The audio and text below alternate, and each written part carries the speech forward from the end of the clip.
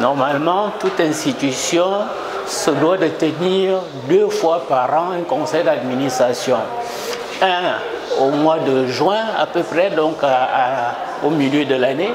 pour voir le fonctionnement qui a eu lieu pendant ces 6 premiers mois de l'année. Et celui qui se tient en décembre, c'est-à-dire en fin d'année, c'est pour faire le point de ce qui a été fait pendant l'année et la projection de ce qui va se faire pour la nouvelle année qui va bientôt commencer. Alors, ce dont nous avons parlé aujourd'hui et que nous allons donc continuer à aborder tout à l'heure, ce sont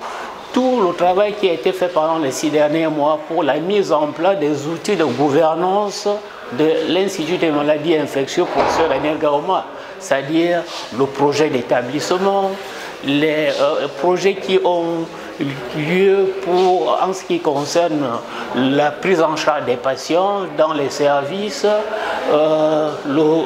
des projets qui sont liés à ce que les personnels soignants doivent faire dans le cadre de leur travail au quotidien dans l'hôpital, tout le fonctionnement dans les différents services au niveau de l'Institut des maladies infectieuses. On peut retenir qu'il y a déjà beaucoup de choses qui ont été faites pendant les 6 premiers mois de fonctionnement, mais qu'il y a encore beaucoup de choses à faire, parce que l'hôpital n'est pas encore totalement livré, c'est-à-dire qu'il y a encore des infrastructures qui nécessitent à être complétées, qu'il y a des équipements qui manquent encore pour que le fonctionnement soit optimal. Mais l'hôpital travaille quand même au quotidien,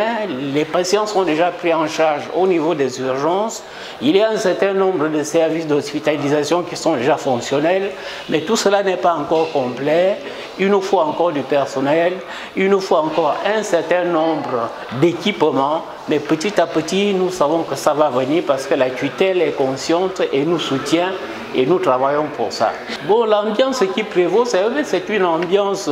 encourageante parce que je pense que les uns les autres ont la motivation de bien faire. Parce que ce que nous faisons comme travail ici, c'est un travail qui est fait au service du malade et nous le faisons pour les populations. Donc tout le monde est intéressé et tout le monde est zélé pour aller de l'avant.